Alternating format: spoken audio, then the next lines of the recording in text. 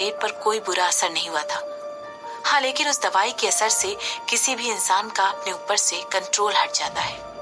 लेकिन क्योंकि सिमरन को पता था कि उस रात जो कुछ भी हुआ था वो सिमरन की मर्जी से हुआ था, इसीलिए जो कुछ भी उसने उस रात शशांक के लिए फील किया था वो केवल हवस थी।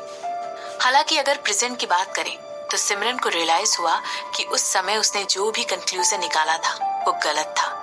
जो आदमी आज उसके ड्राइवर की तरह काम कर रहा था वो वाकई में बहुत आकर्षक था। यहाँ तक कि सिमरन इस बात को भी नहीं झुठला सकती थी कि वो एक नजर में ही उससे फिजिकल अट्रैक्ट हो गई थी। और शशांक को देखते ही सिमरन को अपनी गर्दन पर एक अजीब सी गर्मी महसूस हुई थी, जो कि इस बात का सबूत थी। बड़ी जल्दी सिमरन को एहसास हो गया कि 7 साल पहले उस रात जब सिमरन एक अनजान आदमी से बार में मिली थी तो वो और कोई नहीं बल्कि सिमरन का ड्राइवर शशांक ही था। और वो वही आदमी था जिसके साथ सिमरन ने बिस्तर में एक हसीन रात गुजारी थी। अचानक से उसे उस आदमी के बारे में हर चीज याद आ गई। 7 साल पहले वो आदमी इंसान की शक्ल में एक देवता था। उसे याद आया कि उस आदमी की बाइसेप्स इतनी स्ट्रांग थी कि मानो बड़ी खूबसूरती के साथ तराशी गई हो। वो बिल्कुल परफेक्ट थी। उस आदमी की एब्स इतने परफेक्ट थे कि उसे देखते ही किसी की भी लार टपकने लगे।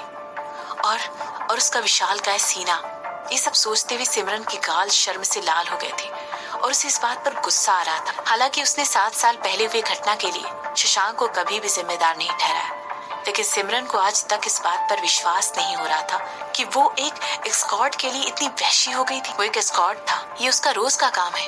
औरतों को लुभाना, उन्हें सेटिस्फाई करना, ये सब उसका काम है। वो इसी बात की तो पैसे लेता है। ऐसा उसने कितनी अनगिनत औरतों के साथ किया होगा। क्या सिमरन पागल हो रही थी? कहीं सिमरन को कोई बीमारी तो नहीं हो गई थी? सिमरन तुरंत अपने किंग साइज बेड पर लेट गई और आंखें बंद करके सोचने लगी। 27 साल की उम्र में भी उसे दिल लगाने के लिए एक एस्कॉर्ट ही मिला था। क्या इससे शर्मनाक बात भी कुछ हो सकती है? क्या हो गया है तुम्हें? सिमरन हड़बड़ा कर उठ गई और कनिका की तरफ देखने लगी। कनिका अभी अभी रूम में बिना कोई आवाज किए घुसी थी। आते ही उसने सिमरन से पूछा, क्या हो गया है तुम्हें? तुम इतनी लाल क्यों हो रही हो? तुम ठीक तो हो ना? क्या तुम बीमार हो? हाँ, मुझे कुछ अच्छा नहीं लग रहा है, सिमरन ने कनिका की बात का जवाब देते हुए कहा। इसके बाद उसने अपनी तरफ बढ़ता हुआ कनिका का हाथ धीरे से हटा दिया। दरअसल कनिका उसके माथे पर छूकर देखना चाहती थी कि कहीं सिमरन को बुखार तो नहीं है, पर सिमरन ने उसे मना करते हुए कहा, मैंने ऑलरेडी अपनी दवाइयां ले ली हैं, तुम मुझसे दूर रहो वरना तुम भी बीमार पड़ जाओगी। ठीक है सिमरन, अब बोल भी दो। वक्को, कनिका ने सिमरन के बगल में बैठते हुए सिमरन को धमकाते हुए कहा। इसके बाद कनिका ने कहा, तुम्हारे दिमाग में अपने हॉट बॉडीगार्ड को लेकर गंदे गंदे ख्याल आ रहे हैं ना? जैसे ही कनिका ने देखा कि उसकी इस बात पर सिमरन की आंखें बाहर निकल आई, वो बेहद बुरी तरह से चौंक गई। वो ठहाके मारकर हंसने लगी और उसने अपनी बात को आगे बढ़ाते हुए कहा, तुम्हें आ रहे हैं? ओह माय गॉड, सच में? आखिर तुम ऐसा कैसे कर सकती हो? मैं कल ही एजेंसी को कॉल करके उसे बदलने के लिए कहती हूँ, सिमरन ने अपनी सफाई पेश करते हुए कहा। और तुम ऐसा क्यों करोगी? कनिका ने पूछा। ये तुम पूछ रही हो कि मैं ऐसा क्यों करूंगी? सिमरन ने कनिका को मुंह तोड़ जवाब देते हुए कहा, उसकी तरह इतना हॉट दिखने वाला आदमी हमारे लिए सिर्फ मुसीबतें ही ला सकता है। तो ठीक है, फिर उसे मेरे लिए छोड़ दो, क्या मैं उसे ले सकती हूँ? ऐसा बोलते हुए कनिका की आंखों में एक अलग ही चमक आ गई थी। वो सिमरन को ऐसा कहकर छेड़ रही थी। बिल्कुल नहीं, सिमरन ने तुरंत कनिका की बात का जवाब देते हुए कहा। हालांकि सिमरन को भी अच्छी तरह पता था कि कनिका केवल मजाक कर रही है, लेकिन फिर भी शशांक को किसी के साथ बांटने का ख्याल, भले ही वो उसकी दोस्त ही क्यों ना हो, उसे अपसेट कर रहा था। क्या उसे जलन हो रही थी? नहीं, बिल्कुल नहीं। जलन तो उन लोग को होती है जो कि अनस्टेबल होते हैं, या फिर उन लोगों को जो कि किसी को अपना मानते हैं। और सिमरन तो शशांक के लिए ऐसा कुछ भी फील नहीं करती थी।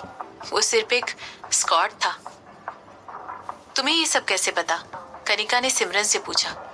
उसने खुद मुझे बताया, सिमरन ने बिना किसी एक्सप्रेशन के जवाब दिया। सच में? कनिका ने कहा बढ़ते हुए कहा। ठीक है, फिर तो मुझे रिजाइन करते हुए तुम्हारे फुट स्टेप्स फॉलो करने पड़ेंगे और जिंदगी भर सिंगल रहना पड़ेगा। खैर वो सब छोड़ो, मुझे नीचे शेफाली मिली थी। वो अपनी माँ के साथ थी और उसने मुझे तुम्हें देने के लिए एक मैसेज भिजवाया है। उसने कहा है कि मिस्टर शशांक वर्मा के सेक्रेटरी ने शेफाली को कॉल करके बताया कि वो कल सुबह अपने ऑफिस में तुमसे मिलने के लिए तैयार है। सच में? ये तो बहुत अच्छी बात है, सिमरन ने मुस्कुराते हुए कहा। आखिर इतना सब कुछ हो जाने के बाद भी मिस्टर शशांक वर्मा अभी भी उससे मिलने के लिए तैयार है। कनिका को अपने रूम से बाहर निकलने के बाद सिमरन ने कुछ डॉक्यूमेंट्स पर अपने साइन किए और उसके बाद वो सो गई। उसने अपने आप को समझाया कि कल उसके लिए एक बहुत बड़ा दिन है, इसीलिए उसे ये सब फालतू बातें छोड़कर बिना टाइम वेस्ट किए जल्दी सो जाना चाहिए। अगर उसने ऐसा नहीं किया तो कल मिस्टर वर्मा के सामने उसे सूजी हुई आंखों के साथ ही जाना होगा, और वो मिस्टर वर्मा के सामने अपने बेस्ट कपड़े पहनकर बेस्ट लुक के साथ जाना चाहती थी। इसीलिए सिमरन ने उस एस्कॉर्ट को अपने दिमाग से निकाला और सोने का सोचा। उसने उस आदमी को अपने दिमाग पर अपने ख्यालों पर काबू करने से रोक लिया। वो आदमी उसके अजन्मे बच्चे का बाप था। सिमरन ने खुद से वादा किया कि वो अपने बीते हुए कल को अपने सुनहरे कल पर कभी हावी नहीं होने देगी। एक बार फिर सिमरन ने खुद को याद दिलाते हुए अपने मन में कहा कि उसे सुबह उठकर सिक्योरिटी एजेंसी को कॉल करना है, जो कि सिड को रिप्लेस करते हुए एक नए आदमी को उसकी सिक्योरिटी के लिए भेजेंगे। सिड की जगह सिमरन के अतीत में थी, और अतीत जब तक अतीत में रहे तो ही अच्छा है। अतीत को जल्दी भूल जाना चाहिए। ऐसा सोचते हुए सिमरन कब सो गई उसे पता ही नहीं चला।